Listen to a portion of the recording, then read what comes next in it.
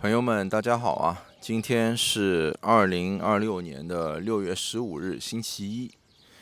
已经有10来天没有做视频了啊。那么这些天呢，有几个原因啊。首先呢，就是这段时间人吃的比较胖，运动比较少，所以呢人就变懒了啊。那么最近呢，也在逐渐的减少饮食，增加运动。第二个呢，就是现在的天气呢比较热了啊，那么我们后面这个海啊，每天也开始游泳了。那么白天呢，有时候我会在海里面游泳，下午呢在海边就躺在那里晒太阳啊。这个录视频呢，录视频录完啊，然后再回家剪，然后再发到网上。一天如果你要录一个视频，这样流程下来也要花几个小时啊。那这个时间呢，占用还是挺多的，所以呢就录的比较少了。然后呢，就是因为现在天气也好了嘛，我最近呢还是拿着我的相机呢，就到处去拍拍照啊，就摄影什么的啊。因为过去呢，总是觉得没有好的相机，没有好的相机啊，就总想有好的相机、好的设备。然后等有了好的相机、好的设备了呢，又没有时间，又很忙了。然后现在又有好的相机，又有好的设备，也没那么忙了。但是呢，好像就没有那么花时间去摄影，是吧？好像有点觉得不太对啊。所以呢，最近呢，我又重新对这个摄影呢又兴趣又来了。这段时间呢，就出去走走啊，拍一拍。而且这个我觉得也很好啊，因为你也不知道什么时候你就会离开，对吧？啊，这个拍下来的照片啊什么，最后都会成为回忆啊。那么今天这个视频呢，主要还是和大家闲聊啊，聊什么呢？就聊一聊这个西班牙的房价吧啊。因为其实这呢也是一个比较火热的话题啊，西班牙的房价。然后呢，很多人呢他也有讨论啊，也有自己的一些观点。那么作为我就是对投资理财啊也略微有一些自己的见解的，是吧？那么我呢也有我自己的一些看法啊。首先呢，先讲讲这个背景吧啊。那么现在这个背景呢是西班牙的房价呢，从应该来说2022年、23年开始呢，暴涨了一轮啊，基本上这个涨幅已经到了历史最高。那么在今年，就是2026年呢，开始呢是有点开始降温了啊。然后呢，这两天呢有几个事件，第一个事件呢就是欧洲央行呢它加息了。加息呢，就是大家存到银行里啊，把这个钱把欧元存到银行里面，就升高了利息。那么现在呢，就是在欧洲的商业银行存款啊，就年利率能够达到3%啊，就你存100万欧元，一年你就赚3万欧元啊。这个呢是一个背景。第二个呢，就是欧洲这个央行呢，它也下调了对未来的经济展望啊，就是他觉得这个经济增速呢变慢了。讲的通俗一点，就是他觉得这个经济要开始向下啊，就增速变慢。对于每个普通人来讲呢，那当然就是说钱可能赚的就更少了啊，就这个意思，就增速变慢啊。那么加息和增速变慢呢，其实也是两个怎么说，就是它有这个关系存在的啊。因为银行如果是降息，那么大家去贷款的利息就很低，那么社会上的这个贷款就会很多啊，那么资金就多，资金多了，那经济活动就会更热闹一点，对吧？那一旦加息了，那大家有钱的啊，那觉得把钱存在银行也是个好处啊。那没钱的，你要贷款的啊，你不管是买房贷款，还是你要做生意贷款，那么利息就会更高。那么银行要评估你能否有能力还啊，它的这个银行的评估就会更严格啊，就本来可能好贷一点，那么现在就给你有很多它就不贷给你了啊。所以这个呢是一方面呢是这个金融上的啊一个历史背景，第二个呢就是俄乌战争啊，俄乌战争呢虽说啊就现在还是没有结束，但是呢应该来说啊就它也不会再拖很久了啊，不会再拖很久了。当然这个也是有变化的啊，就是说一场战争它总有要结束的时候。就像今天啊，这个就前面吧，我看到新闻说美国和伊朗达成了停火的这个协议啊，就战争就结束了，马上就要签协议。那么今天这个应该是比较正式的啊，因为双方这个什么海峡呀，还有就是啊这些战争啊都停了啊，应该是比较正式的。那么一个战争它总是会结束的啊。越是每过一天，它都是向这个结束的更靠近一天啊。当然你不知道具体哪一天结束，但是就道理上是这样，对吧？啊，所以呢，战争结束啊，那么意味着新的经济增长点啊，一个就是局势就会好一点，对吧？啊，就欧洲的局势会好一点。那么很多东欧啊，或者靠近那个乌克兰的啊，或者乌克兰本国，那么有些有钱人啊，或者说投资的啊，他们的决策啊，可能就会觉得啊，没有那么恐慌，是吧？啊，还有呢，就是往这边跑的人呢，也会比之前要少一点啊。那么热钱呢，那如果战争真的结束了呢，那么热钱肯定要更多的啊去这个马上要重建的啊这样的一个渠道啊，所以呢，这个呢是俄乌战争啊，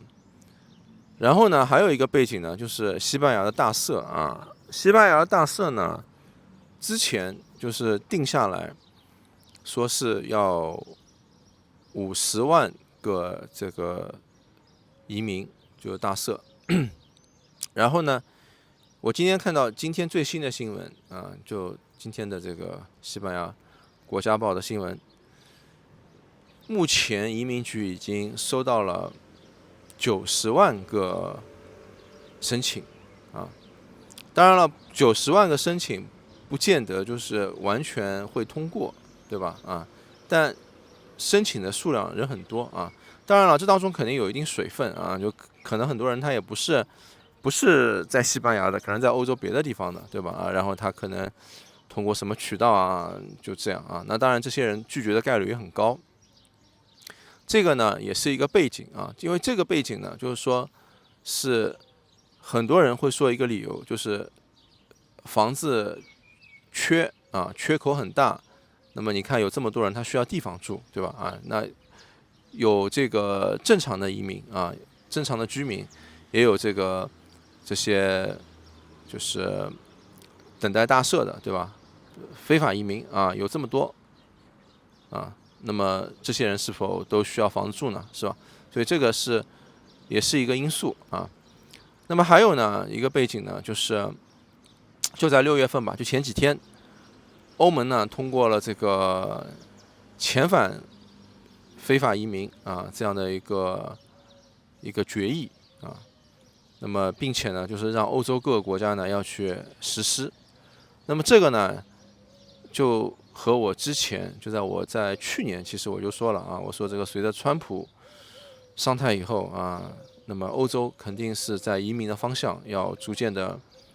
向右转变啊，就是开始要跟美国一样啊，就对移民会采取这样的政策，全球逐渐的要向右转啊。那么随着这个法案的落地呢，这个法案绝对不是结束啊，就大家不要搞错啊，这个法案只是开始啊，只是这个法规先倾向这个非法移民啊，因为毕竟这是一个法理上最合理的，对吧？那么现在呢，就是欧盟这边什么等待庇护的啊，或者说庇护失败的啊，或者反正就各种各样的人吧，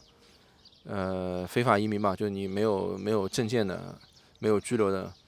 那么就会集中被遣返到欧洲以外的地方啊。当然了，从这一刻决定到实施，可能需要一定的时间啊，但是这是一个方向啊，这是个方向，应该不会很远。那么这件事情它的积极意义是什么啊？积极意义就是说，本来比如说有90万个这个非法移民是吧？就你看，比如说西班牙，那未来随着这个事件的，就是欧盟的这个法案的这个敲定呢，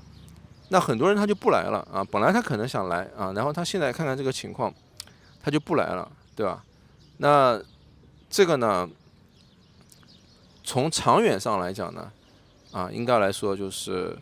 这些移民的数量或什么，反正会慢慢的会减少的啊。而且在我看来，它也是第一步啊，就是因为像西班牙目前还是对这个法案，就是目前的政府，因为西班牙现在的政府呢，它是一个就桑切斯政府嘛，它是一个左派的政府啊，他就对这些难民移民非法移民他更持着是种人文主义的关怀啊，所以呢，就是他还反对他觉得就是这件事情，就反正西班牙也是欧盟的一个大国嘛，对吧？所以他持的意见，就目前政府持的意见是反对的或者觉得实施有难度反正就他不是100%的同意那么问题是，他的这个政府在各种情况就是他能不能在自己这个国家，对吧？因为他反对党什么的，极右翼或者右翼势力现在国内的支持度是更高的，这是国内再加上欧盟欧盟整个声音已经统一，对吧？那么再加上美国就整个这个他们，比如说如果他是一个大的家庭、大的联盟那么对西班牙就他唯一的这样的一个左派的政府这个声音呢，其实它是比较薄弱的好了，那么大的背景就讲完了，那么我就具体讲一讲我的观察、我的看法首先呢，就是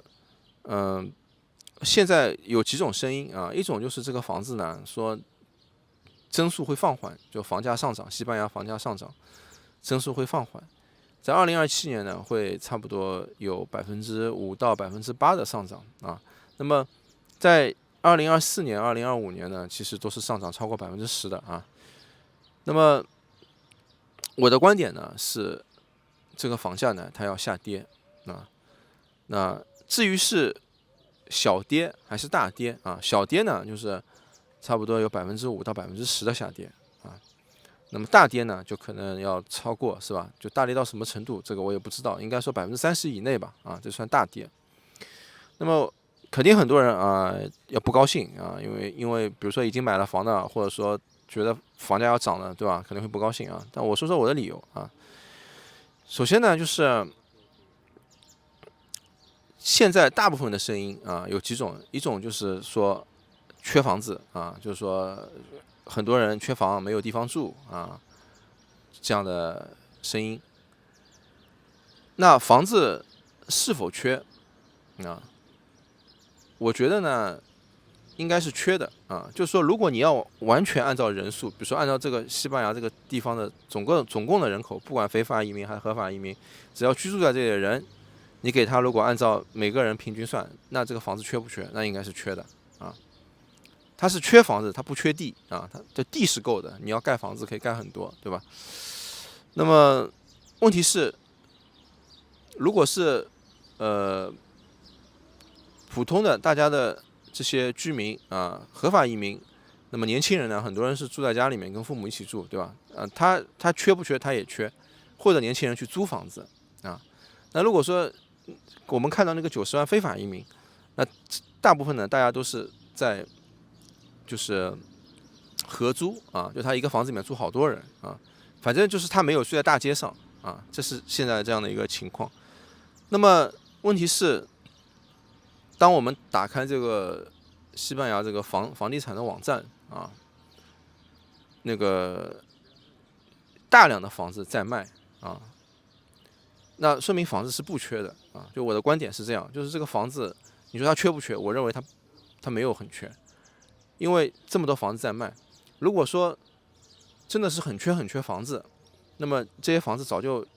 卖光了，就没有了，就你肯定是看到的很少。但现实的情况不是的，现在情况是都在卖啊。那我觉得缺的就不是房子，缺的是钱，是不是？缺的是钱啊。那么大家都有更理想的想要买的房子啊，就是对人的这个欲望来讲，但是呢没有经济能力去实现啊。所以呢，我觉得大家缺的是买房子的钱啊，不是这个单纯的就是这个房子啊。那这个问题呢，就是说就不容易解决啊，因为这个钱就跟经济，就跟就业率啊能否赚到钱这有关系，是吧？那如果本国居民什么各方面呢，其实现在经济也一般啊，也一般。那如果说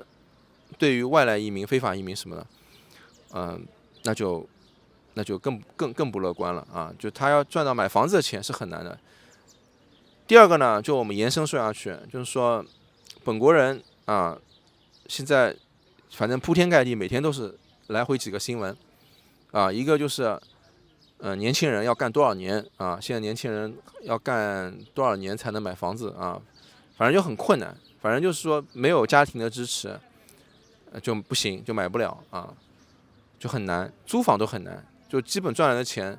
就付掉房租啊，生活也紧巴巴的，反正就这样的意思。那么在这样的一个背景下，这个房地产啊接盘的人就变得越来越少了啊，这是一个问题。那么第二个呢，就是海外因素，对吧？就很多人就会说啊，这个很多买的人都是外国的投资者啊，都是想来西班牙投资或者居住的啊。首先呢，就是数据显示啊，我说的都是这个数据，就在2024年还是23年还是25年，我忘了，反正一个数据，就是有30%的啊，当年那个数据30%的这个房子呢，购买呢，是一个美国的一个财团啊，大家可以自己去查啊，大家可以自己去查，是美国一个财团啊。所以呢，就是我觉得这些大的财团呢，它这个投资呢是有一个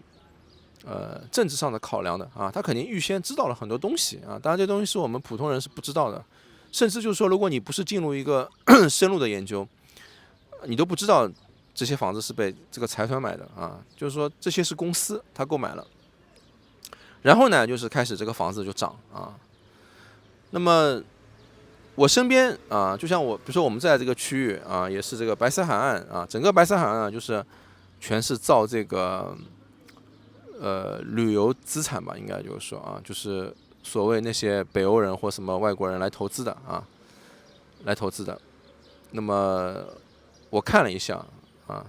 整个这一片地区呢，差不多有600-700个楼盘新的啊，就不包括旧的，就600-700个楼盘正在卖啊。然后呢，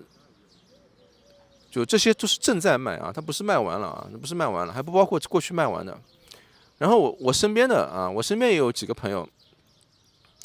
就是北欧的，因为我们这个区域嘛，就是很多这样的人。我身边的几个朋友呢，有2个呢都离开了，一个是那个比利时的啊，一个是荷兰的，哦，一个是荷兰的，一个是比利时的。那么他们呢，一个是卖房卖掉了啊，卖掉本来说要去什么南美再买，因为他们是很多年以前就来买了，买了以后房价涨了嘛，他们就卖掉了。卖掉以后呢，他们就说要去南美啊什么的，后来也没去啊。后来我们又见面了，又联系了，他没去，他后来就回到自己国家去了啊。另外一个呢，他就问我啊，他说我这个房子卖给你要不要啊？因为他那个房子呢就买在那个我们这个城市在隔壁的一个小城，就是叫阿尔维尔啊。那个城市呢是一个差不多的，但是北欧社区更多一点啊。那它也是一个公寓啊，他买了以后他问我要不要，那当然后来他也卖了啊。然后呢，就是我也没看到有大批量的啊，就是说新的人就是来买的啊。因为我有朋友呢也是做这个房地产的啊，就中介，就他自己开了一个中介公司啊，所以就日常我们也会交流。就对于那些投资客呢，他们的这种周期很长啊，他们就是说好多年以前他买啊，然后现在涨了，他觉得啊我要卖掉，他不太会就是说在现在这样的一个热度啊，他们再来买。我是说的就是北欧的啊，当然你说比如说另外一批人，你像什么俄罗斯啊、乌克兰啊，那是另外一批人，那些人会买啊，那些人会买的，当然主要的原因是因为地缘政治的问题，是因为俄乌战争的问题，对吧？所以就是随着俄乌战争如果停止了以后啊，那么那些人可能他的就是进入啊，就他不会再来买了，就原来买好的人可能他留在这儿啊，可能他觉得也不行就卖掉再走了或者怎么样，对吧？就是说不会再有更多新的人这样来买啊。所以呢，这个是一个就是投资客这个趋势啊。就我去那些中介房产上一看，新的房子源源不断啊，就我们这就有六七百个，这个整个白色海岸就有六七百个这个新的楼盘啊。然后呢，旧的就不说了啊，旧的这种房子呢，他们也是价钱就挂得很高啊。然后我之前看中的几个楼盘啊，我之前有看中几个楼盘，涨是涨到很高啊，就差不多涨了40%-50%是有的。但是呢，就没卖掉啊，那差不多有多久了？也有一年多了吧，就也没卖掉啊，也没卖掉。所以呢，我觉得投资客的这一边是这样的啊。那么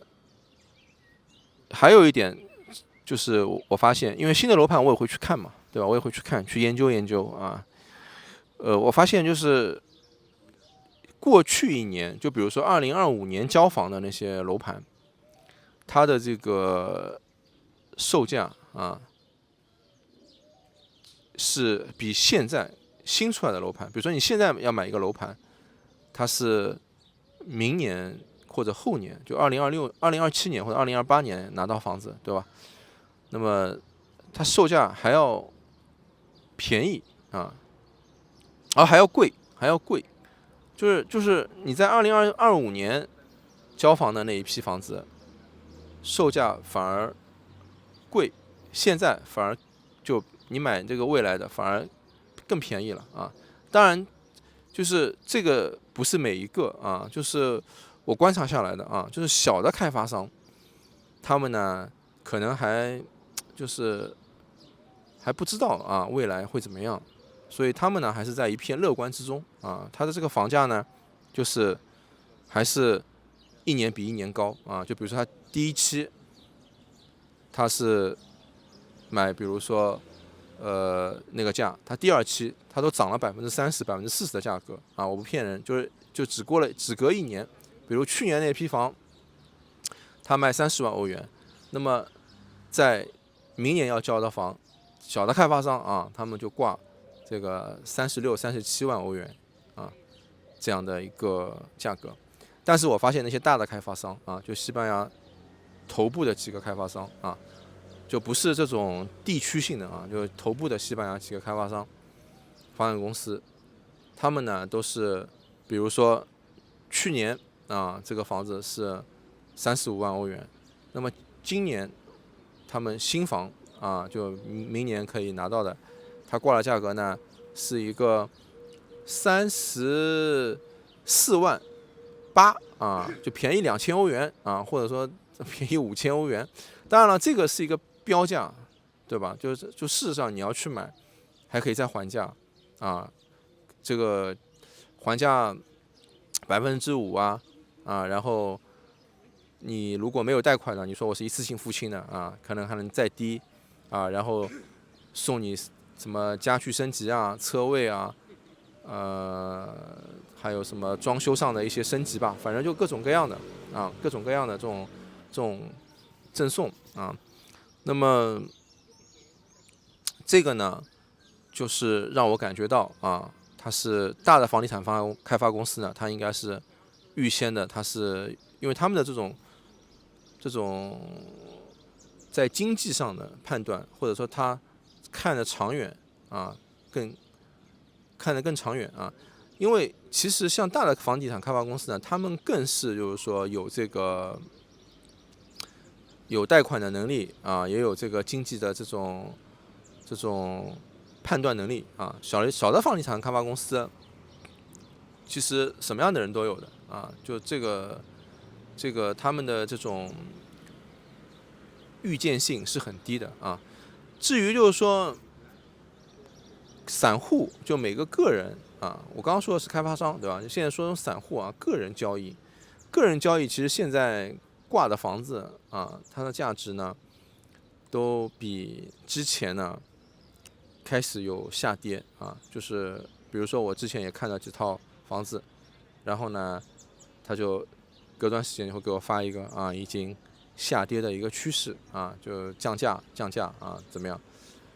这些房子呢，还有一个特点啊，当然这个城市也是分的。就我发现西班牙它的这个相对来说北部几个城市呢，它这个房价的敏感度啊，还比其他地方要要慢一点啊。就比如说像这边度假区啊，它现在还是很火的、很热的啊。但是呢，你像比如说原来核心炒得最高的什么马德里、巴萨这些地方呢，它开始已经有一些向下了。然后再是这些北部呢，什么这种就最富裕的几个区，或者是北部的那些阿斯图利亚斯啊什么那些地方呢，它就反而它没那么敏感啊。二手房可能会有一些下降，但是新房它就不动。当然，北部的新房什么都很少啊，就它的这个竞争压力也没那么大，对吧？啊，所以总体来讲呢，就是我觉得呢，在2027年啊，应该来说，房价要下跌啊，因为如果就是宏观的啊，就比如说我们很多看到很多专家啊，什么评论西班牙房价要涨多少，那种是很平均的啊，就他把涨得最高的那些区域，你比如说你说马德里跟巴萨那些市中心的黄金区域，那些房子它可能就是会上涨，哪怕整个全国的有的地方下跌30%，但它那里还是会就是要么就不涨，要么就跌个1%-2%，要不就不跌，对吧？啊，这种情况是吧？是很多的，所以它的这种说啊要上涨几啊什么，很多是宏观的，就它是平均的啊。但事实上，那些核心的区域啊，它不是大多数人，是少数人啊。就大多数人其实还是各个地方分散买的，对吧？那么还有一点呢，当然就是前面说到的那个银行的利息啊，银行的利息，因为其实你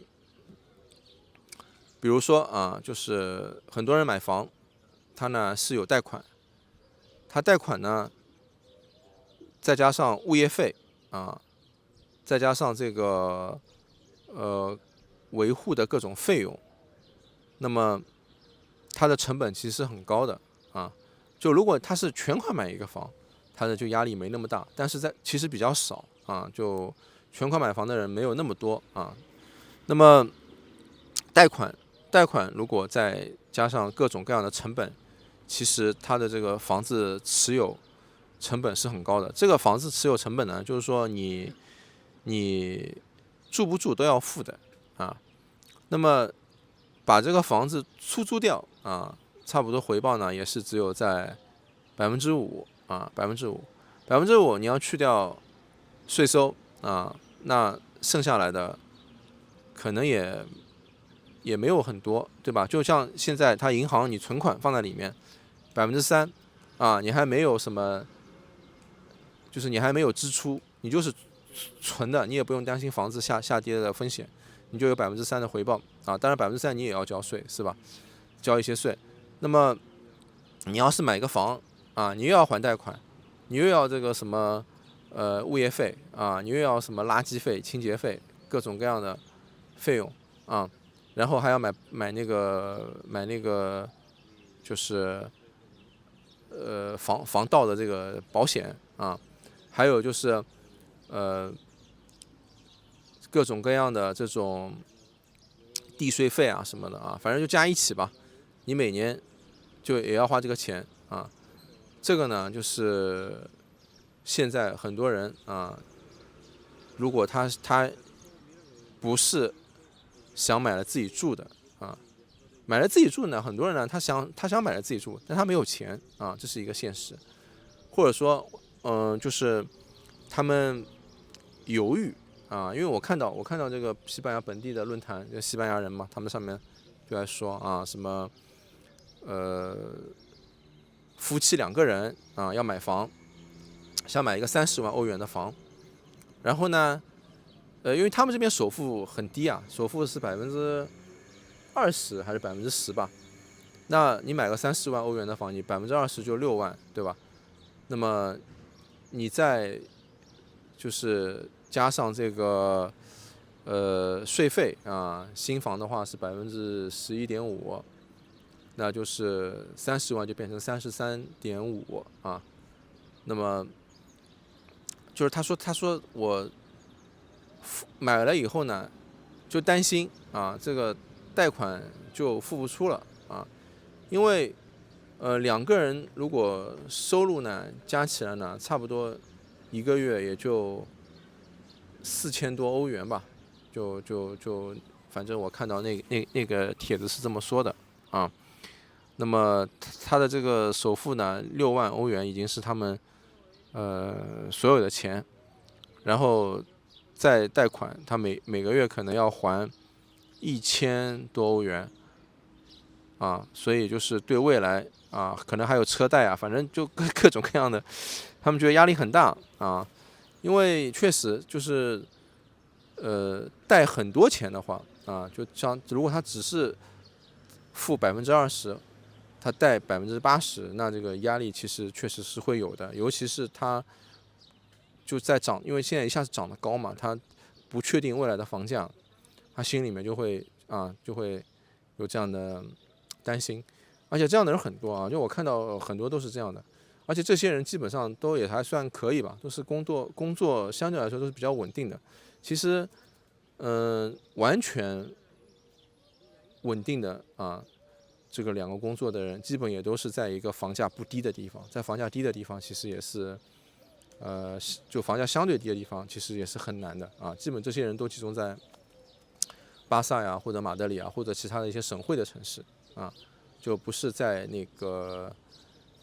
这种小的城市啊。好吧，啊，这个视频也聊了